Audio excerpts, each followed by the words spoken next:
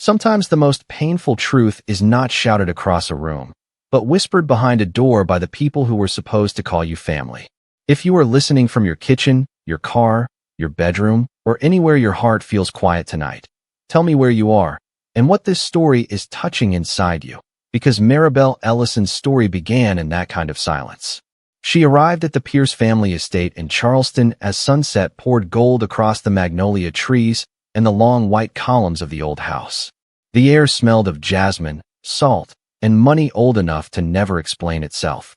In the back seat of the town car, Maribel smoothed her hands over the emerald dress Alden had chosen for her. He once said it made her look like sunrise after a storm. She had believed him.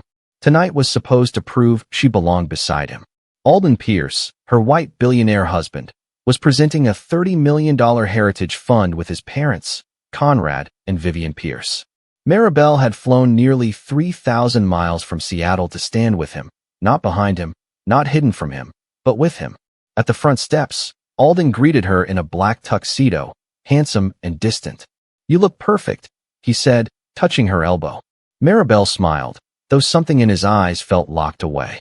Inside, the estate glowed with crystal glasses, oil portraits, silver trays, and quiet judgment. Vivian kissed the air beside Maribel's cheek and called her dear like a polite warning. Conrad gave her a nod meant for guests, not family. Maribel moved through the rooms with grace, noticing every pause, every glance, every invisible line drawn around her. Then she went looking for Alden. In the portrait hall, generations of Pierces stared down from gilded frames, but there was no wedding photograph of her and Alden. Not one. At the end of the hall, behind a half-open magnolia-carved door, she heard Vivian say, "You still have time to fix this, Alden." Then Conrad's voice followed, cold and controlled. "The board will never accept her as part of the legacy." Maribel stopped breathing. Alden exhaled like a man tired of choosing. Then he said the words that shattered the room. Inside her chest, "I married her because I had no choice." Laughter drifted from the ballroom. A violin began to play. A waiter passed behind her with champagne, never knowing a woman in an emerald dress had just become a stranger inside her own marriage. Maribel did not cry. She did not open the door. She only stood beneath the portraits of a family that had never made space for her, while the truth settled over her skin, cold, complete, and impossible to misunderstand. Maribel remained in the portrait hall for several seconds, still enough that the candlelight seemed to move around her instead of with her. Behind the magnolia-carved door, Alden's parents kept speaking in low, careful tones, the kind of voices people used when they believed the walls belonged to them. Vivian said something about appearances, about the foundation announcement, about not allowing one emotional decision to stain 100 years of family reputation. Conrad answered with the cold patience of a man used to making other people smaller without raising his voice. Maribel heard every word clearly, yet none of it hurt as much as Alden's silence after it. That silence had weight. It filled the hallway. It stood beside her like another guest in evening clothes. She looked up at the nearest portrait, a pale woman in pearls with one hand resting on a child's shoulder, her painted eyes fixed on some future she had been promised. Maribel wondered how many women had walked these halls pretending not to feel unwelcome. How many had smiled through dinner while their names were spoken softly in rooms they were not allowed to enter. She thought of the first time Alden brought her here, 2 months after their wedding, when Vivian had insisted the house was difficult for outsiders to understand. Outsiders. The word had sounded harmless then, wrapped in Southern manners and sweet tea. Now it returned to Maribel with teeth. She turned away from the door before her hands could tremble. The emerald dress whispered against the polished floor as she walked back toward the ballroom, each step measured, each breath carefully placed. No one saw the wound open. That was the cruelty of elegant rooms. They could hold a woman's breaking and still look beautiful. In the ballroom, the guests had gathered beneath chandeliers bright enough to make everyone seem innocent. Alden stepped onto the small stage beside Conrad and Vivian, his expression perfect again, his tuxedo smooth, his smile trained for donors and newspaper cameras. Maribel stood near a marble column and watched the man she loved thank his family for teaching him the meaning of legacy. The word passed through the microphone and found her like a cold hand. Legacy. He spoke of historic homes, preserved names, and stories that deserved to survive. Maribel almost laughed, but the sound never left her throat. She was standing inside a house that wanted to preserve everything except the truth. When Alden's eyes finally found hers across the room, something flickered in his face. Not guilt exactly. Fear. He knew. Perhaps not what she had heard, but he knew she had changed. Maribel lifted her chin, just slightly, and held his gaze without pleading, without accusation, without the soft forgiveness he had always found waiting in her eyes. For the first time since she became Mrs. Pierce, Alden looked away first. The applause rose around him, rich and obedient, filling the ballroom like rain against glass. Maribel placed one hand over the wedding ring on her finger. The diamond was still there, bright beneath the chandelier, but it no longer felt like a promise. It felt like a borrowed name, heavy with conditions she had never agreed to carry. The dinner began with a prayer spoken softly by Vivian Pierce, her hands folded beside the china, as if grace could make the room holy, even when truth sat uninvited at the table. Maribel sat between Alden and a retired senator from Atlanta, her posture calm, her napkin placed neatly across her lap, her emerald dress glowing beneath the candlelight like something alive. Around her, guests praised the foundation, the house, the Pierce name, and the importance of protecting old things from being forgotten. Maribel listened with a stillness that made every word sharper. Old things, she realized, were only protected when powerful people decided they were worth keeping. No one asked what had been erased to make room for those portraits. No one asked whose names had been left out of the record. Conrad raised his glass halfway through dinner and spoke about bloodlines with a smile polished smooth by generations of wealth. A family is more than affection, he said. A family is stewardship. It is discipline. It is knowing what must be preserved and what must not be allowed to dilute the future. The senator nodded politely. Vivian looked down at her plate. Alden's fingers tightened around his water glass, but he said nothing. Maribel turned her head slowly and looked at her husband. Not with anger, not with tears, with the quiet attention of a woman watching a door close for the final time. Alden felt her gaze and swallowed, but still he stayed silent. That was when something inside Maribel stopped asking to be chosen. She had spent 2 years translating his hesitation into love. She had told herself he needed time, that old families changed slowly, that private tenderness mattered more than public courage. But tenderness hidden behind locked doors was not honor. Love that needed her to shrink was not protection. It was arrangement dressed as romance. When the dessert plates were brought out, a young house attendant approached with a silver tray of envelopes for the foundation board members. One envelope, cream-colored and sealed with the Pierce crest, slipped from the stack and landed near Maribel's chair. She picked it up before the attendant noticed.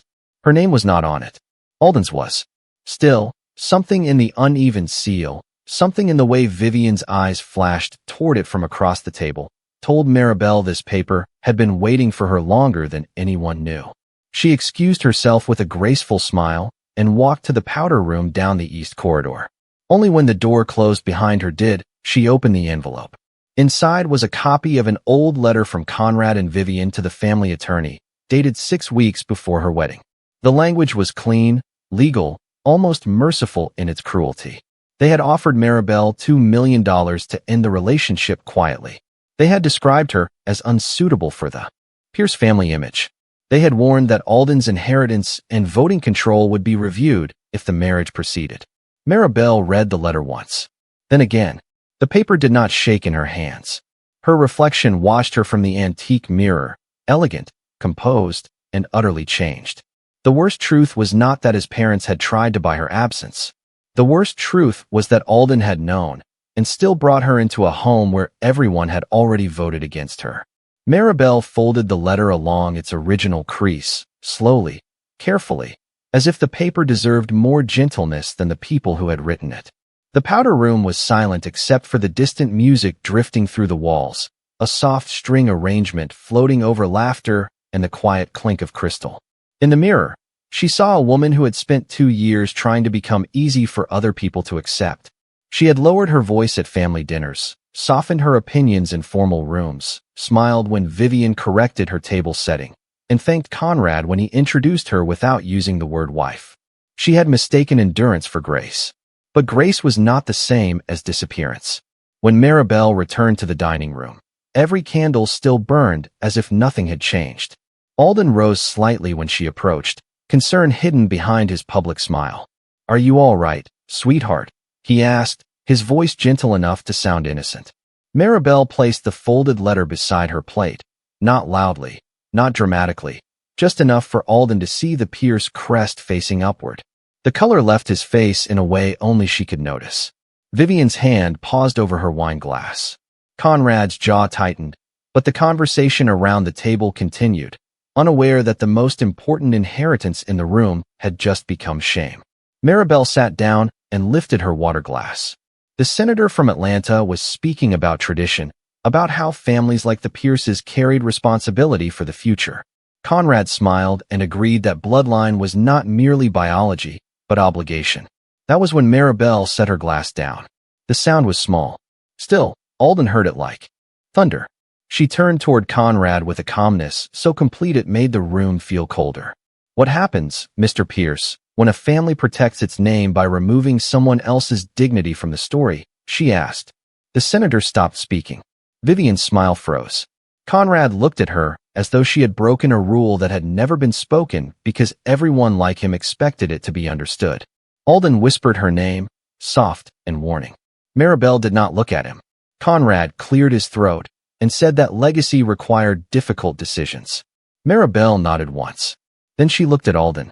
"And silence is also a decision." No one moved. The candle flames trembled in the draft from the old windows. Alden opened his mouth, but the apology came too late, still forming itself when Maribel stood. She removed the diamond ring from her finger beneath the table, where no camera could capture it and no guest could turn it into theater. Her hand felt lighter immediately, almost unfamiliar. She placed the ring inside the empty teacup in front of Vivian, where porcelain touched diamond with a delicate, final sound. Vivian inhaled sharply. Maribel picked up the folded letter and held Alden's gaze for one breath longer than mercy required. "I was never your secret to keep," she said. Then she turned and walked out of the dining room with her shoulders straight, past the portraits, past the magnolia-carved door, past every beautiful wall that had tried to make her small. Maribel did not stop walking until the music behind her faded into something soft and meaningless. The front hall stretched ahead in polished marble and candlelight, every surface shining with a kind of beauty that suddenly felt borrowed from someone else's dream. A young attendant stepped forward with concern in his eyes, but Maribel only gave him a small, steady nod and asked for her coat. Her voice surprised her. It did not break. It did not shake. It sounded like a woman who had finally returned to herself after standing too long in a room where she was not wanted. Outside, Charleston's night air touched her face with the smell of salt, magnolia, and distant rain. The estate lights glowed behind her, warm and golden, making the house look innocent from far away. That was the thing about certain homes, she thought. From the road, they looked like history.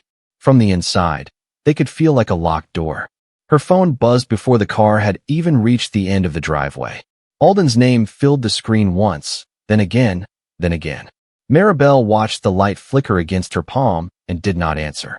There were conversations that should have happened before a woman had to overhear her own humiliation through a half-open door. There were apologies that became smaller when they arrived only after exposure.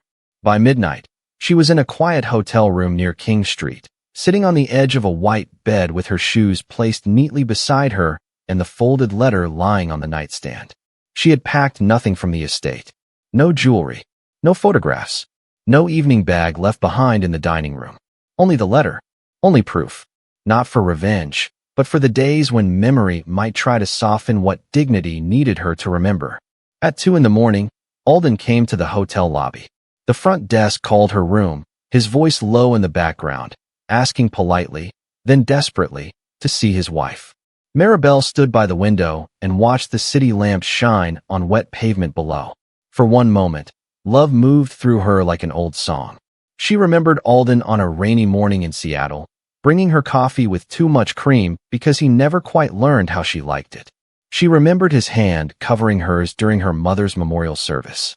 She remembered the private tenderness that had made her believe public courage would come with time.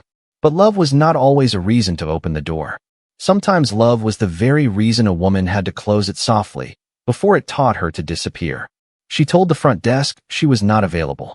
The next morning, before Charleston fully woke, Maribel bought a one-way ticket to Savannah, Georgia. It was only a little over 100 miles away, close enough for memory to follow, far enough for breath to return. On the train, she sat by the window as live oaks and marsh grass passed in silver morning light. Her phone held 12 missed calls, 7 text messages, and 1 voicemail she did not play. She removed the Pierce family contact names one by one, not with anger, but with precision. Conrad Pierce, Vivian Pierce, Pierce Estate. Then, after a long pause, Alden. When the train crossed into Georgia, Maribel touched the bare place on her ring finger. There was a pale circle where the diamond had been, a small ghost of belonging. She looked at it for a long time. Then she closed her hand around nothing and let the morning carry her forward. Savannah received Maribel Ellison with a gray morning sky and streets that smelled of rain, river water, and old brick warming under the sun. She did not arrive like a woman beginning a new life. She arrived like someone carrying the pieces of an old one in a single leather tote, 1 folded letter, 1 pair of flats, 1 phone full of unanswered messages, and a heart that had learned not every ending needed witnesses. For the first week, she rented a small upstairs room above a closed flower shop near East Bay Street.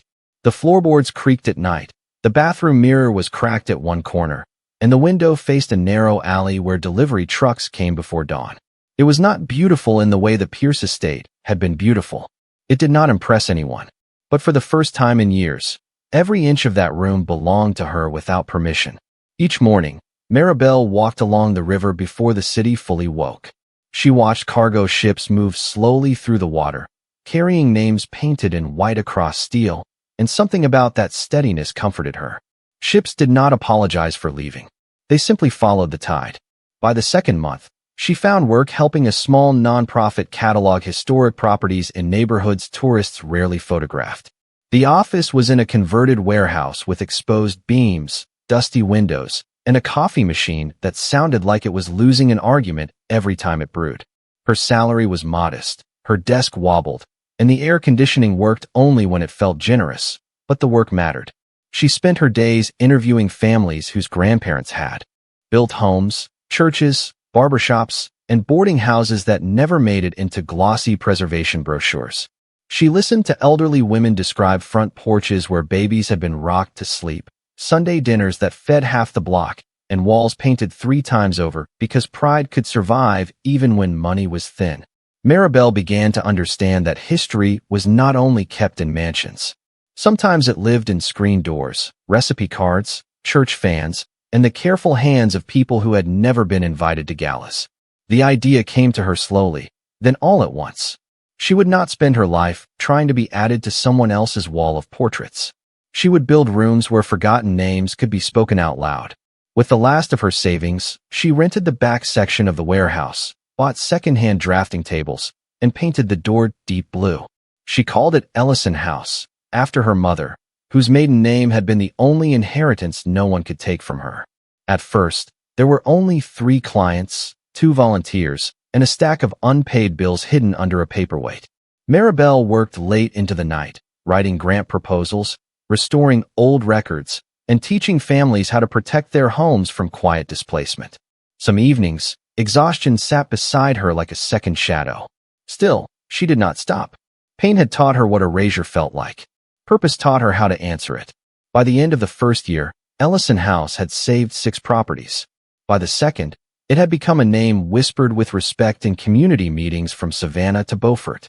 And by the third, when reporters began calling Maribel a rising voice in cultural preservation, she only smiled gently. She had not risen to prove the Pierces wrong. She had risen because she was never meant to stay buried beneath their version of her.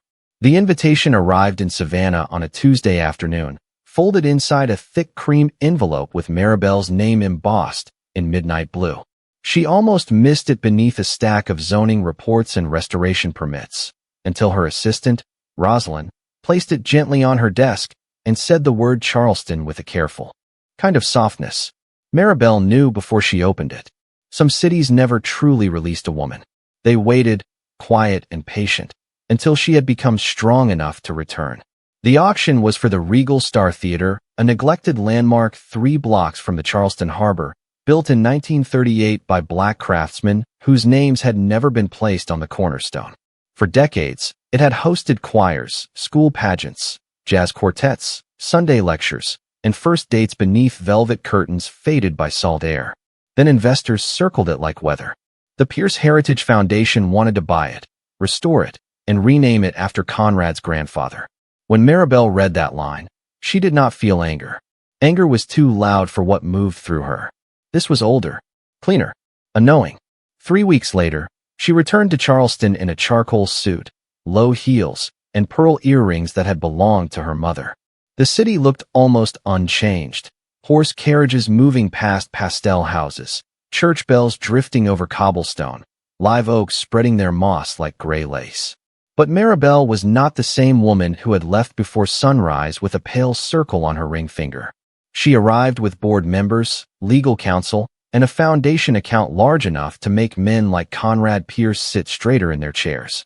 The auction took place inside the theater itself. Dust floated in the beams of afternoon light that poured through cracked upper windows. Rows of worn red seats faced a stage where the velvet curtain hung tired but proud, as if waiting to be remembered by someone who knew its real name. Wealth filled the room in tailored jackets and quiet perfume, but beneath it, Maribel felt the building breathing. She imagined the hands that had shaped the balcony rail, the families who had gathered here when other doors in the city remained closed, the laughter, the sermons, the music, the applause. This was not property. This was memory with a roof. Alden was already seated near the front when she entered. For a moment, the room narrowed to the space between them.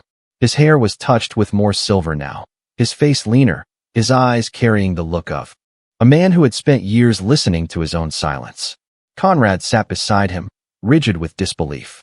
Vivian's pearls rested against her throat like a familiar shield. Maribel gave them no greeting, not out of bitterness, out of completion. The bidding opened at $4 million. Within minutes, it climbed past 7. The Pierce Foundation raised its paddle with practiced confidence. Maribel waited. She let the room reveal itself first. Let the whispers gather. Let old power assume the ending had already been written. Then, when the auctioneer called for the next bid, Maribel lifted her paddle. $10 million, she said, her voice calm enough to make the number sound inevitable. The theater went silent. Conrad turned slowly, as if seeing her for the first time not as a problem, not as a former daughter-in-law, not as a woman who once walked out of his dining room, but as the only person in the room powerful enough to change the name on the door. Alden looked at her, and this time he did not look away. The final bid fell to Ellison House at $12.5 million. When the auctioneer struck the gavel, the sound traveled through the old theater like a bell. Maribel stood to polite applause that grew stronger, row by row, until it filled the broken ceiling and returned as something almost sacred. She walked to the stage, placed one hand on the dusty wood, and felt no trembling in herself. For years earlier, she had left Charleston carrying proof that she had been unwanted. Now she had returned carrying a future no one could erase. The applause had not fully faded when Alden rose from his seat. It was not sudden, and it was not theatrical. He stood the way a man stands when the chair beneath him has become smaller than the truth inside his chest. Conrad reached for his sleeve, his fingers closing around expensive wool with the quiet command of a father used to being obeyed. Alden looked down at that hand, then gently removed it. The simple movement traveled through the theater faster than any announcement could have. Vivian whispered his name, but he was already walking toward the stage. Cameras shifted. Reporters near the back lifted their phones. Maribel remained where she was, one hand resting on the old wooden rail, her face calm, though every person in the room seemed to be waiting for her to react. Alden stopped several feet from her, close enough for memory, far enough for respect. For a moment, he looked not like a billionaire, not like a Pierce, not like the man who had once hidden behind legacy, but like someone finally standing without the shelter of his name. He turned toward the room. My family tried to purchase this theater today to preserve a version of history that benefited us, he said. His voice carried clearly into the cracked balcony. But there is another truth I need to say. When I should have spoken years ago. Conrad stood, his face pale with controlled outrage, but Alden continued before the old man could claim the room. My parents tried to remove Maribel Ellison from my life before our wedding. They offered her money to disappear. They questioned her place, her worth, and her right to carry my name. The theater went still. Vivian lowered her eyes. Conrad whispered that this was unnecessary. Alden looked at him then, and the years between father and son seemed to close like a door. No, he said. What was unnecessary was my silence. The sentence settled over the room with a force no raised voice could have carried. Alden turned back to the audience, his hands open at his sides. I loved my wife privately, but I failed her publicly. I allowed comfort to look like loyalty. I allowed inheritance to matter more than honor. And when she needed me to stand beside her, I stood inside my fear instead. Maribel's expression did not change, but something moved behind her eyes. Not forgiveness yet, not softness, only recognition. This was the truth arriving late, but arriving clean. Alden faced her now, his voice quieter.